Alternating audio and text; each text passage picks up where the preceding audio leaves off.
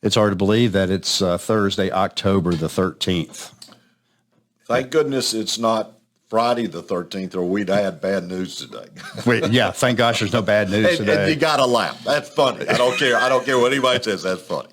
I would agree that's funny. You got to laugh. Folks. Unfortunately, sometimes we are we're right a lot. And unfortunately, we were right about inflation and where it's going, and that it's unhinged right now. I don't see it becoming hinged until we have some more rate increases. CPI numbers came in hotter than anticipated. So did core inflation. Core inflation. You break it out. We had for the radio show, we had a list of all the different things that have inflation connected to it: food, transportation, services, electricity, shelter, oil, yada yada yada, and all of them are up. And they're expected to continue to go up.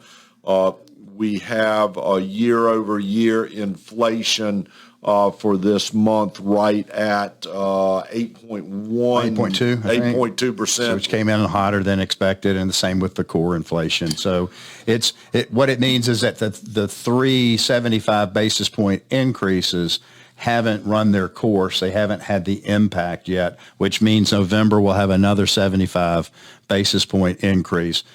Most likely December, people are projecting 50 basis point increase, and then February, maybe the Fed then would move at 25 basis points. But trying to watch the Fed right now is it's not an easy task. The terminal rate, that is, again, when is the rate get high enough that the Federal Reserve begins to slow down or doesn't increase anymore? Now, it was you pointed out, was at 4.2, then it went 4.6. Now there's an 80% chance it might be 4.8. So it's moving, folks, and it's going to carry us into next year. Now, an interesting thing you just said a moment ago. Think about when these rate increases have started this summer. Think about where we are right now. We're telling you nothing's changed.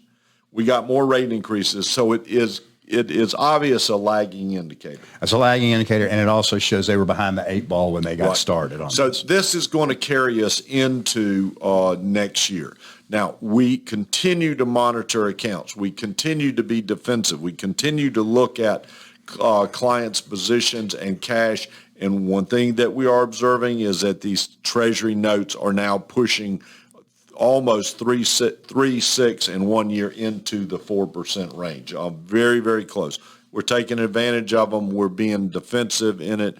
And I want to assure you, we are still within the ballpark that when things turn, and it is going to turn, we're going to recover, and we know what we're going to get into, and we know we'll be able to do it. So even though we're trying to put a kind of fun spin or laugh a little bit, it is serious. We understand it is, but we are taking it serious, and we're looking at it on a daily basis. September was painful. I mean, if you look at your statements from September, even very, very conservative portfolios were off 4 to 5% in just the month of September. So it's tough, but the correction will occur. I'm afraid it's not going to occur until sometime next year. We have midterms elections coming up. That's going to be another pivotal point. Getting off of money, but just stressing how important is this election. Know who the folks are you want to vote for and be a participant. Don't be on the sideline. Let us just say that to you. Absolutely. All right. Call us if you have any questions. Call us if you have any concerns. We're meeting and talking and Zooming every day.